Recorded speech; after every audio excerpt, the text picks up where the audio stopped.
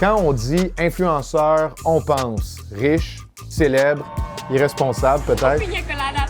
Mais la réalité est un peu différente. Au Canada, 58% des influenceurs font moins de 30 000 $ par année. Ces créateurs-là qui ont des plus petites communautés, on les appelle des micro-influenceurs. Je me suis intéressé à leur réalité.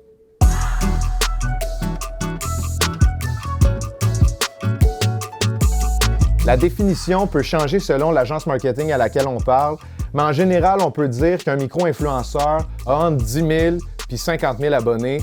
Conclusion, je ne suis pas un micro-influenceur. On lâche pas.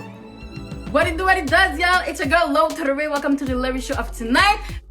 Lo to the Ray, elle, c'est une vraie micro-influenceuse. Ça fait 2 ans qu'elle est très active sur Instagram. Elle axe surtout son contenu autour des vedettes de télé-réalité, mais elle met aussi de l'avant des membres de sa communauté. Sur mes médias sociaux, qu'est-ce que je fais beaucoup de live. J'ai une personnalité publique, justement, que je passe en entrevue. Pendant le Black History Month aussi, j'avais fait un gros marathon pendant 28 jours. Soit des rappeuses, des chanteuses, des danseuses. Plein de personnes qui ont beaucoup de talent de notre communauté. Qu'est-ce qui te distingue comme micro-influenceuse d'un autre gros influenceur qui aurait genre 100 000 abonnés? Même si j'ai juste 17 000 abonnés, mon interaction avec mon public est très forte, elle est très strong. Tu sais, il y en a dans mes followers, ils m'envoient des memes, tu sais, ils blaguent avec moi. Il y en a qui pensent vraiment, il y en a, on dirait, j'ai l'impression que je suis comme leur ami, genre.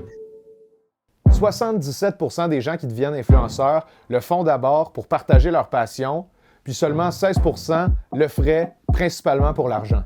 Bref, pour beaucoup de micro-influenceurs, les revenus d'Instagram, c'est insuffisant pour vivre. Je trouve pas que c'est payant pour moi parce que sinon, j'aurais pas 2 travails en ce moment. Je suis quand même animatrice et je travaille aussi dans le centre correctionnel.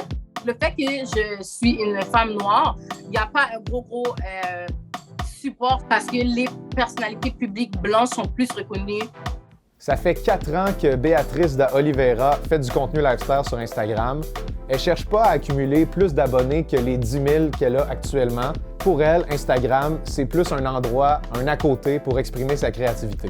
Ma vraie passion, c'est vraiment la photographie. Les gens sous-estiment comment de temps et de ressources ça prend pour faire ça à temps plein. Moi, je voudrais pas faire ça à temps plein juste parce que j'ai une crainte que c'est pas assez sécuritaire comme métier. Avec ma job à temps partiel, c'était peut-être 50% de mon revenu. Mais après ça, l'autre mois d'après, c'était 10%. T'sais. Camille Speranza et son chum Guillaume Saint-Amand sont connus pour leurs photos de voyage, mais aussi pour leur chien Bruce, qui a 6 000 abonnés à lui seul. 6 000. Avec leur job de photographe, ils sont parmi les rares micro-influenceurs capables de vivre grâce à leur audience.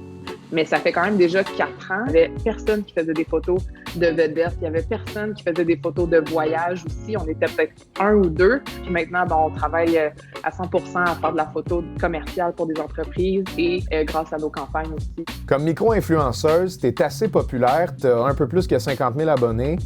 Est-ce que tu souhaiterais avoir une audience plus large? C'est un peu un couteau à double tranchant quand tu as trop de monde qui te suit. C'est des gens qui me suivent et qui me connaissent quand même depuis longtemps. Puis moi, j'aime ça être transparente avec eux. Puis j'ai vraiment une super belle communauté, super ouverte d'esprit. Puis jamais je suis gênée de donner mon opinion ou de dire quoi que ce soit, puis que j'ai peur que ça se retourne contre moi. Le scandale des influenceurs à Tulum a jeté une mauvaise image sur le métier. On associe davantage les influenceurs à des personnes déconnectées. Les micro-influenceurs, eux, espèrent pouvoir prendre une plus grosse part de marché à cause de tout ce qui se passe en ce moment. Ils espèrent convaincre des partenaires commerciaux qui sont plus authentiques et plus proches du public. Je pense qu'ils commencent à comprendre l'importance et l'effet instantané qu'on a avec notre audience. Chose qu'à la télé, à la radio, dans les journaux, ils peuvent pas vraiment comprendre. Comme souvent, les big influenceurs, ils vont beaucoup en voyage, ils montrent leur nouveau corps, on va dire, ils montrent leur hôtel. Mais toi, tu regardes ça et tu es comme, waouh, j'aimerais avoir ça. Tu sais, t'aimerais ça. Tandis que là, tu as quelqu'un que tu follow, que tu peux croiser, tu peux me croiser au McDo, là. C'est pour ça que les gens connectent plus avec des personnes qui savent qu'ils ont une accessibilité plus proche avec eux, je pense.